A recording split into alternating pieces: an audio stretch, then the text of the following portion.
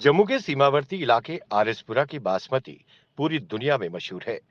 यहाँ की बासमती की खुशबू से हर कोई भली भांति परिचित है और इसकी काफी मांग है। मगर प्रशासन और सरकार की नीतियों के चलते आज आरएसपुरा का चावल उद्योग धीरे धीरे खत्म हो रहा है। इसी सिलसिले में जेल के मीडिया की टीम ने बासमती चावल का उत्पादन करने वाले लोगों से विशेष बातचीत की। आरएसपुरा महाराजा रणबीर सिंह के नाम से जाना जाता है।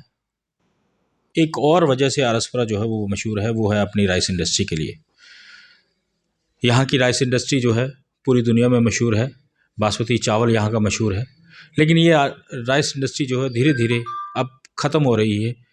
आखिर क्या कारण है, किन कारणों से ये राइस इंडस्ट्री ख़त्म हो रही है, इन सब पे हम बात करेंगे। हमारे साथ हैं rice and shelling industry association के सदस्य सुरेश गुप्ता जी। हम इनसे बात करेंगे और जानना चाहेंगे आखिर ये इंडस्ट्री क्यों समाप्त हो रही है, क्यों बंद हो रही है। गुप्ता साहब का बहुत बहुत स्वागत है। थैंक यू सर, मैं आपसे जानना चाहूँगा, राइस इंडस्ट्री जो है आरएसपुरा की रीढ़ की हड्डी भी इसे कहा जाता है। काफ़ी राइस इंडस्ट्री यहाँ पे थी, लेकिन बंद हो रही है, क्या कारण है इसका? बंद सर, इसका यही कारण है कि हमारी गवर्नमेंट ने क्या किया है कि जो रॉ मटेरियल है हमारा पैडी, ये इन्होंने कुछ 4-5 लोगों को अलाउ किया है कि आप लोग यहाँ से पैडी ले जाओ। तो आप इसको, वो लोग क्या करते हैं कि ऑर्गेनिक करके इसको अपना 1000 रुपये कुंटल करके महंगा इनका उनका बिक जाता है। तो उन लोगों को अलाउ कर दिया, तो लोकल लोगों को इन्होंने पीछे कर दिया। इस वजह से सारी की सारी राइस इंडस्ट्री बंद होगी, क्योंकि एक्सपोर्टर वो लोग बहुत बड़े बड़े लोग हैं, उनका ऊपर तक नेटवर्क है। उन्होंने क्या वहाँ पे क्या किया है गवर्नमेंट के साथ, क्या हमारी समझ से बाहर है। लेकिन यहाँ पे ये भी एक चीज़ है कि गवर्नमेंट ने किया था किसानों को फ़ायदा देने के लिए, लेकिन किसान को वो फ़ायदा नहीं। हमारी इंडस्ट्री बंद हो गई, हमें दुख नहीं है, लेकिन हमारी इंडस्ट्री बंद हो गई, किसान को भी फ़ायदा नहीं हुआ। यहाँ तो एक और चीज़ है इसके लिए, अगर गवर्नमेंट करती है ना, अगर गवर्नमेंट ने जैसा किया है उत्तराखंड में है, उत्तराखंड में उन्होंने डिक्लेयर कर दिया ये ऑर्गेनिक पूरे राइस को, उन्होंने बासमती राइस को ऑर्गेनिक राइस डिक्लेयर कर दिया, क्योंकि वहाँ पे जो पैदावार है ऑर्गेनिक की ही, और उसको नॉर्म्स पे वो खरा उतरता है जब वो लैब में टेस्ट करें। सेम वही चीज़ आरएसपुरा में है। आप इस आरएसपुरा के चावल को लैब में ले जाएं, चाहे आप किसी भी फील्ड का ले जाएं, वो ऑर्गेनिक ही निकलेगा। लेकिन कुछ लोगों के साथ इन्होंने मिलके उन लोगों को लाइसेंस दे दिए हैं, परमिशन दे दी है कि आप ऑर्गेनिक, आप ही यहाँ पे उसको किसानों को अपना सीड दो, तो आपका ही ऑर्गेनिक निकलता है। लेकिन वो सारा माल उसी रेट पे ले जाते हैं जिस रेट पे हम देते हैं। यहाँ तो सरकार जो कह रही है वो कहती है कि हमने आरएसपुरा को है बासमती जोन डिक्लेयर किया है, इस पर काफ़ी पैसा खर्च कर रहे हैं, किसानों को अवेयर किया जा रहा है। क्या लगता है इस पर काम हो रहा है? कुछ नहीं हो रहा है।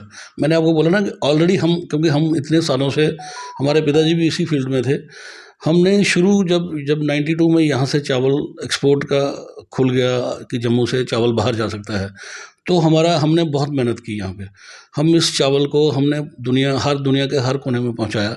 दुनिया को पता चला कि आरएसपुरा की बासमती ऑर्गेनिक बासमती है, क्योंकि ये तो ऑलरेडी, ये तो यहाँ पेस्टिसाइड्स लोग यूज़ करते ही नहीं। यहाँ हमारा किसान छोटा किसान है, वो बहुत कम मात्रा में पेस्टिसाइड यूज़ करता है।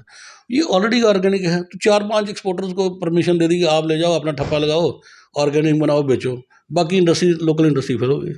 सर, तो आपके कहने के मुताबिक जो लोग बाहर से आके यहाँ काम कर रहे हैं, जो चावल या धान जो लेके जाते हैं यहाँ से, उस कारण जो है यहाँ की राइस इंडस्ट्रीज को काफ़ी धक्का लग रहा है। बिल्कुल बिल्कुल, क्योंकि उनका हमसे 1000 रुपये महंगा बिकता है, तो वो हमसे हमारे रेट, क्योंकि वो बहुत बड़े आदमी हैं, हमारे पास स्टॉक होल्डिंग भी बहुत कम रहती है।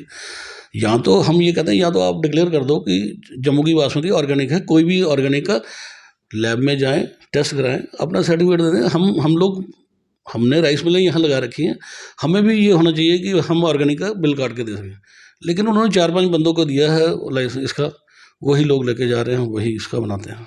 तो क्या मैं आपसे ये जानना चाहूँगा कि क्या जो हमारे लोकल यहाँ के राइस शेलिंग इंडस्ट्रीज़ वाले हैं, क्या उनको ये लाइसेंस नहीं दिया जाता सरकार की ओर से? ना, बिल्कुल नहीं दिया जाता। तो क्या कारण है इसका, क्यों नहीं दिया जाता उनको? पता नहीं कि मेरी समझ से बाहर, हम जब भी कहीं गए हैं उन्होंने बोला नहीं जी वो एक्सपोर्टर हैं, उन्होंने यहाँ पे कॉन्ट्रैक्ट फार्मिंग की है। लेकिन कॉन्ट्रैक्ट फार्मिंग होती है सारी 500 बंदे की एक टाइम।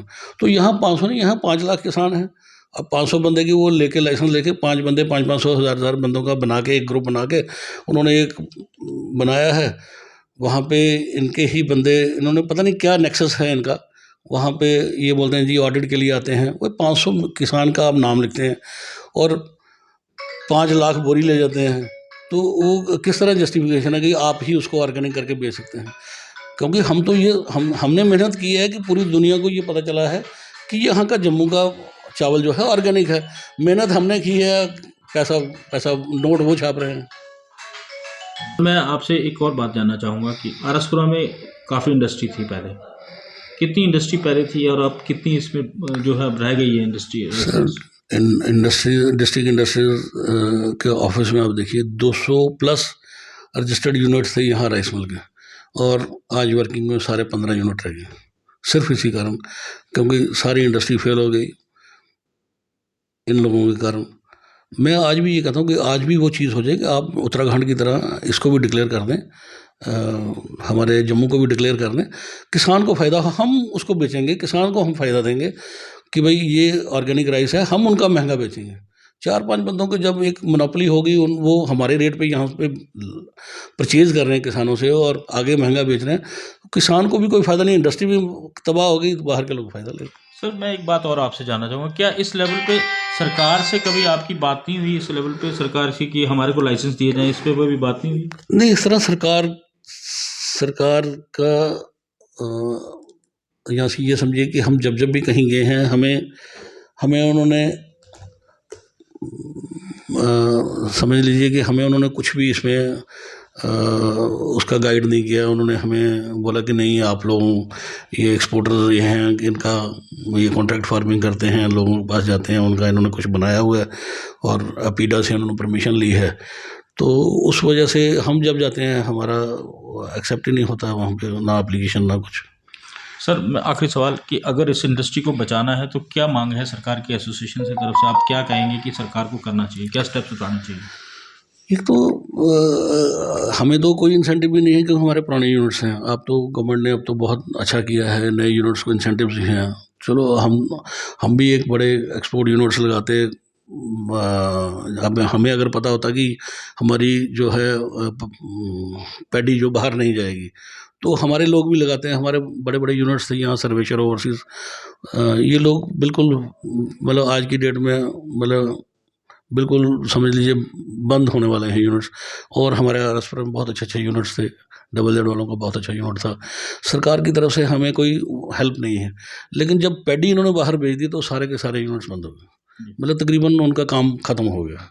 सरकार से आप क्या मांग करेंगे कि क्या ऐसे इंडस्ट्रीज के लिए किया जाए ताकि ये इंडस्ट्री दोबारा से जिंदा हो सके?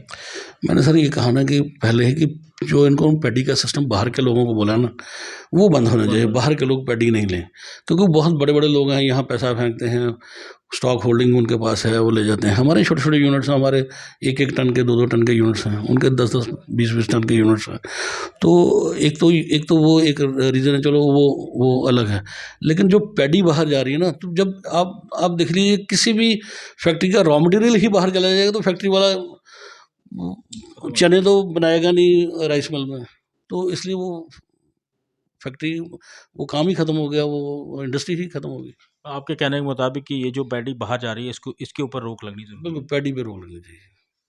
तो ये थे rice and shelling industry association के सदस्य सुरेश गुप्ता जी, जिनसे हमने बात की, और उन्होंने साफ बताया कि ये जो राइस इंडस्ट्री है वो कई कारणों से धीरे धीरे समाप्त हो रही है। इसको सरकार को चाहिए कि कम से कम राइस एंड शेलिंग इंडस्ट्रीज़ की जो समस्याएं हैं उनको देखे, उन पर काम करे, और पैडी पे जो बाहर जा रही है उस पर कम से कम रोक लगाए, जिससे आरसपुरा की राइस इंडस्ट्री को बचाया जा सके।